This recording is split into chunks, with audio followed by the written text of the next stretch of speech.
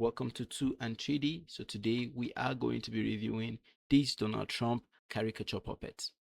What you need to do is go to the link in the description and you'll be able to buy this puppet. And after buying the puppet from our website, which is now 2D Tools instead of 2 and 3D, we moved to 2dtools.com.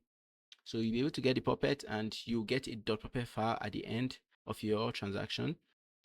You drag the .puppet file to your project panel, and then from here you drag it to your timeline, and then you have something like this. You could add a camera if you want to position your character correctly. So after that, you select your Trump puppet, you come to your controls here, and you see a lot of triggers. I added over 200 triggers, so you know there are a lot of layers that made up this character. So you just go through it. They are triggers for his eyebrow, triggers for his eyes, triggers for the mouth, triggers for the arms, triggers for literally everything. So you could go in and explore it. You could open the .ai file and check whatever you want to check. You will look at how I built the character and even rebuild your own, like create your own from what I have there. And you could just use the .puppet file, replace it with your own, and you'll be able to get your own character to look like this and have all these triggers. Your own character will be able to inherit all these triggers because there are a lot of triggers. Okay, so for the eyebrow, if you want to control the eyebrow, well, let me not start with that because I need to zoom into his eyes, to his face. For now, let's just start with the arms. So I configured some keys. I configured some movement, some triggers to keys on your keyboard. So if you press Q, for instance, you get this arm movement. Okay, that is not right, and that is just because I moved that area.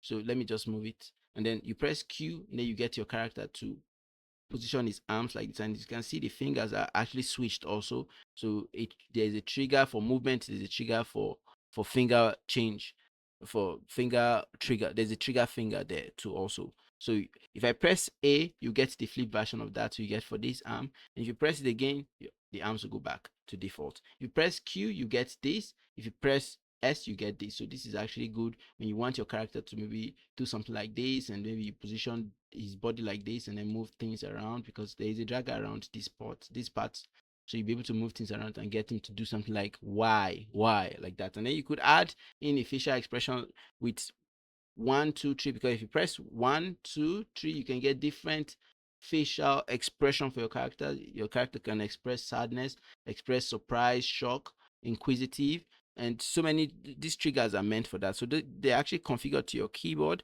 So you could just press 1, 2, 3, 4, 5, 6, 7, 8, 9, and 0 for blink, and you'll be able to get your character to have all those facial those emotional triggers. Okay, so now moving on, for the arms, let's just go back to default. If I press E, we'll get this. If I press D, and this goes, you can actually go through all the QWERTY keys, the Q, W, E, R, T, E. The top keys are for this arm, that is the arm A, and then the A, S, D, F, that's the lower keys, are for this arm B. And I ran out of keys because there are a lot of triggers. So if you want, you could also come to the controls here, and let's just go back to default first. Let's go back to default. So let me just move this along so that you go back to default. So if you come to controls here, you can come down around. All these are triggers. They're not configured to keys on your keyboard. So if you press this, you can see you'll be able to do this with his arm. If you press this, you'll be able to do this with his arm. So there are also some triggers that are not configured to keys. So just take note of that.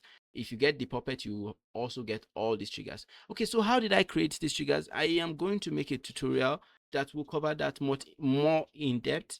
But for now, let me just show you the principle behind it. So this is our character. There is a dragger around here. There's a dragger, but these are all deforming triggers. So not triggers, sorry, draggables. So these are deforming. These would deform the mesh, but I have a trigger here that doesn't deform the mesh, but it looks like it's deforming the mesh. So if I move this around like this, you can see that his arm is actually bending, but it's not deforming. It's not really deforming anything. It's bending, but there's a lower arm and there's an upper arm. So there's something here that is blocking your view. That is why you cannot see that there's a break in between. There's a break, like it's not a continuous arm. So that's why I can get my arm to move like this, to go 360 like this all around, and it will look all natural. So um okay, so and it's the same thing with this arm. So you could just move this like this, and you could make your own triggers, so your own replay triggers. So if, for instance, I could just use this, press this button, and you can see the finger actually changed. So we could do this, and we could do this for the flipped arm. We could just do a different, let's use a different finger. So let's use this. So you see, boom, we have our character position like this with his arm like this and like this. And you could just record this take. I will cover this more in depth in a future video. For now, just note that you can do this. You can create your own trigger. So you're not confined to the triggers that the follow come triggers, the triggers that came with this puppet. You could also create your own triggers if you want. So you're not confined to just the triggers that came with this puppet. You could create yours, and it's so simple. And I'll cover that in a future video. But for now, okay, before I stop this video, maybe I should talk about our software. We have this character now in our software. I am updating the software. That's why it's taking a bit long, and that's why I've not been able to post for like over a month now. But let me just switch to that. Okay, so our puppet builder. So this is the puppet builder. This is the current puppet builder, and I'm going to make a video that will cover this also, that would show you all the features and what you can create using this, which is a lot. You can create a lot.